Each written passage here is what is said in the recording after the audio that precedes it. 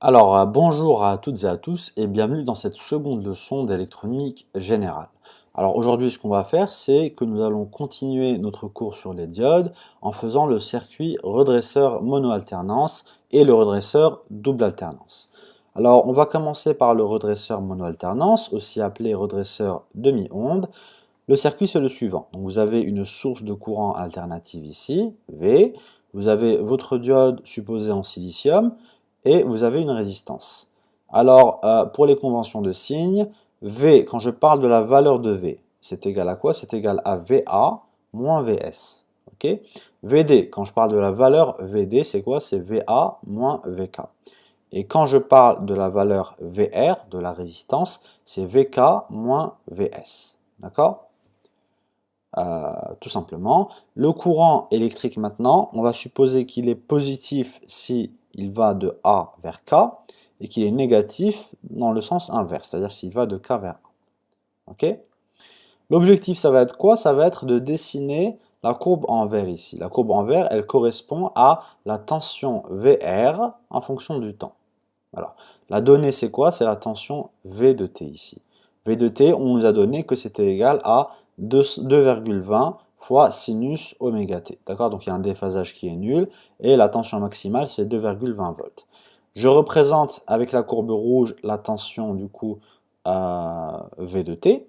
Voilà, la sinusoïde V de t. Maintenant, je veux analyser le circuit et comprendre ce qui se passe pour voir pourquoi la courbe verte, elle est comme ça. Alors remarquez que j'ai dessiné une droite 0,7 volts. D'accord? On va commencer par cette zone ici, avant l'intersection entre le rouge et 0,7. Avant ça, V de t, il est inférieur à 0,7 volts. Et qu'est-ce qu'on sait? On sait que si V est inférieur à 0,7, alors VD est également inférieur à 0,7, ce qui fait que la diode n'est pas passante, elle est bloquée. Si la diode elle ne passe pas le courant, ce qui va se passer, c'est quoi? C'est que la tension de la résistance va être nulle.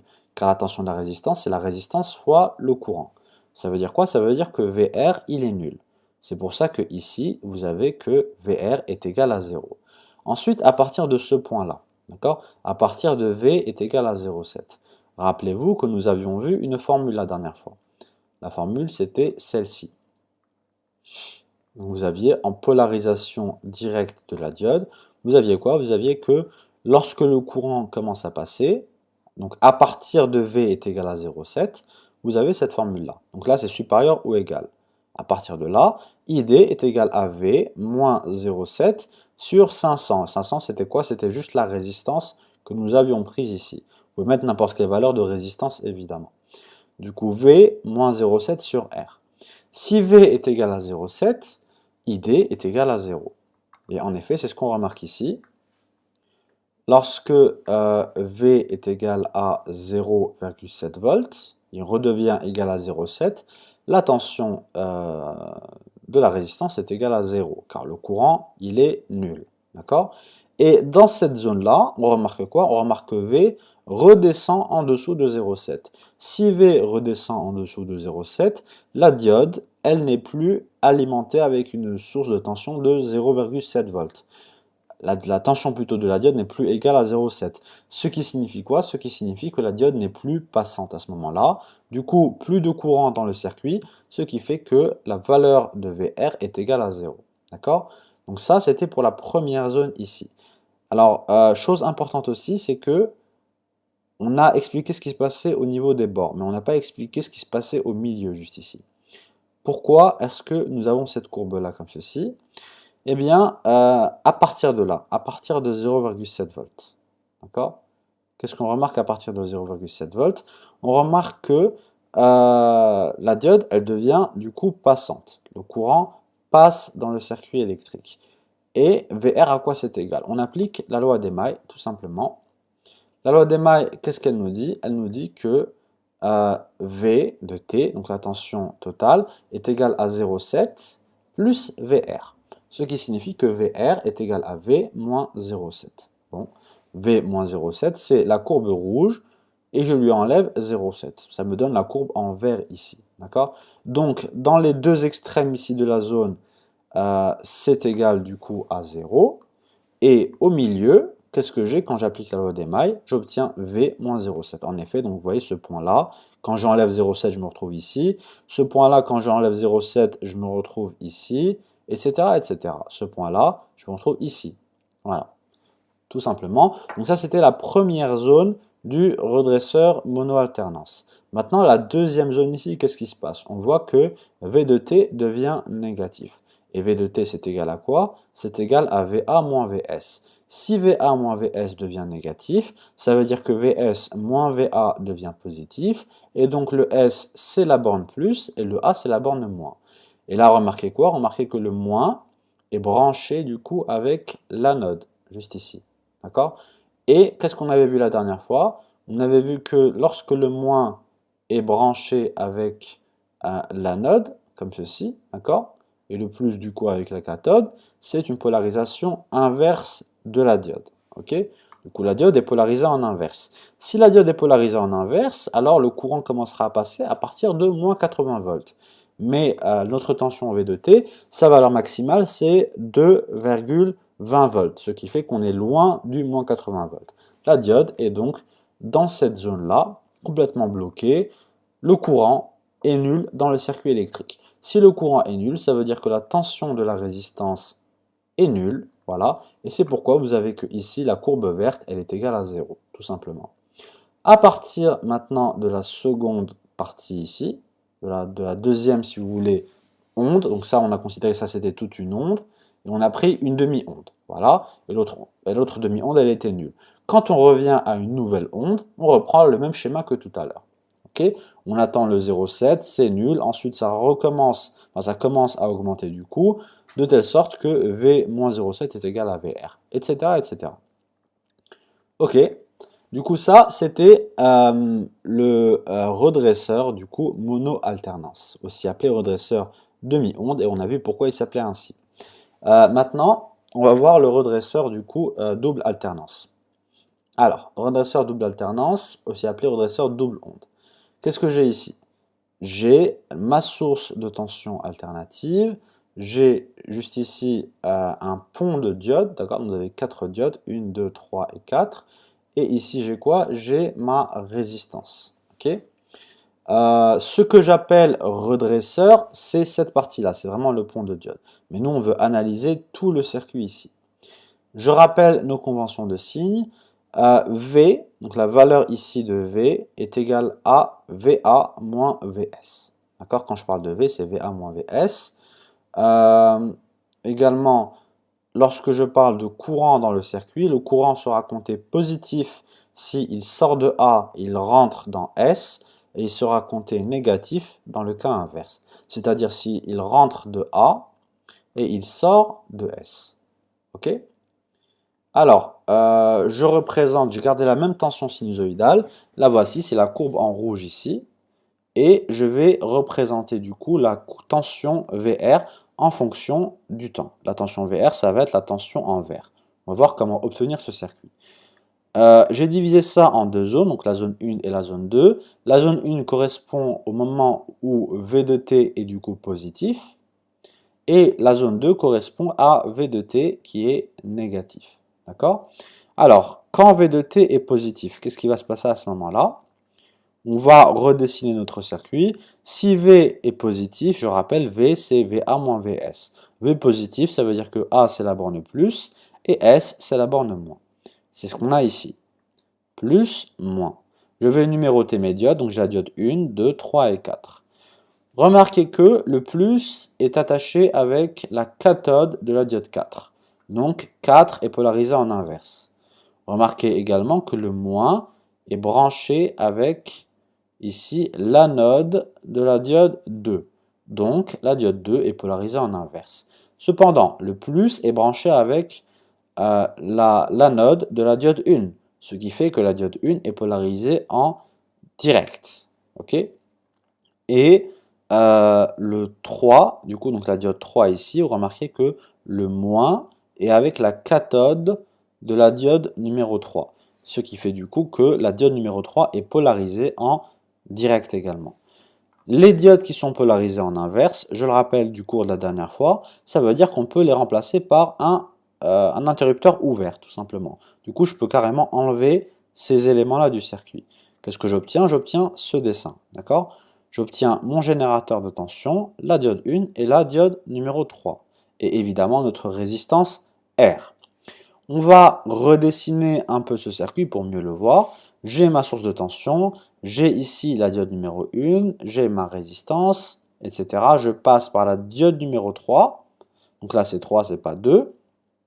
Et je reviens du coup à ma source de tension. D'accord? J'ai décidé d'appeler ce point grand X et ce point grand Y. Alors, si nous branchons un voltmètre entre grand X et grand Y, nous voyons que nous avons besoin de 1,4 volts. D'accord? Donc, on a besoin de 1,4 volts entre les bornes X et Y pour que le courant circule dans le circuit. C'est tout à fait logique.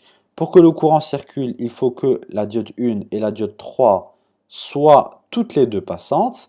Une diode est passante lorsqu'elle a 0,7 volts.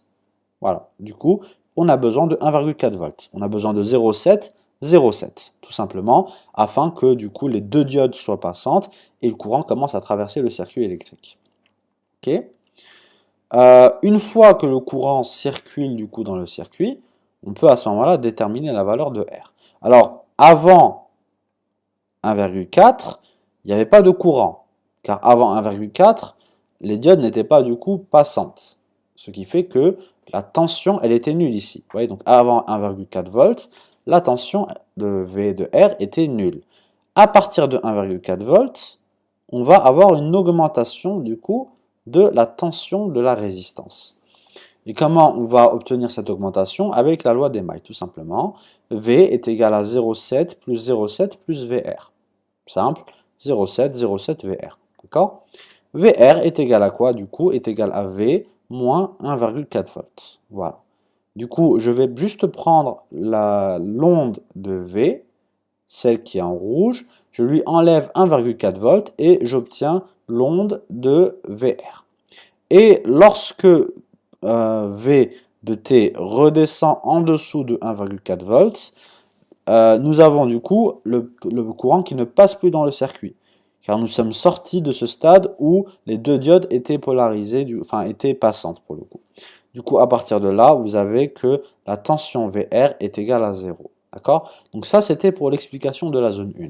Maintenant, pour la zone 2, remarquez que V de T, il est du coup négatif. Si V de T est négatif, du coup, on va redessiner le circuit.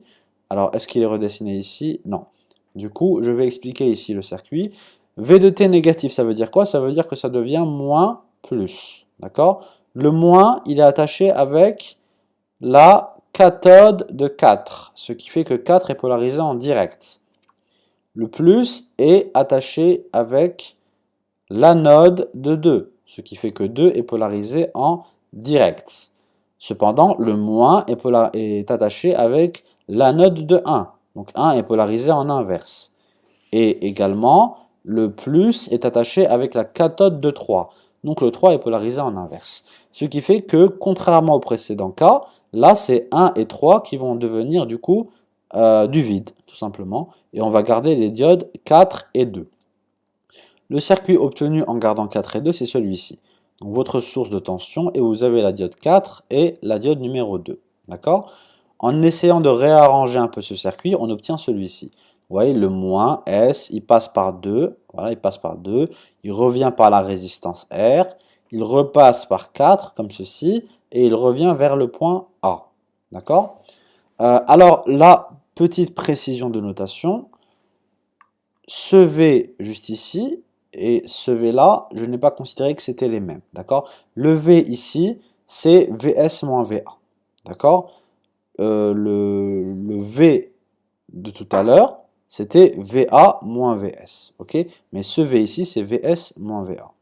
Alors, lorsque le V de tout à l'heure, d'accord, qui est égal à VA moins VS, donc lorsque VA moins VS est supérieur ou égal à moins 1,4 volts. D'accord? Lorsque c'est supérieur ou égal à 1 à moins 1,4 volts.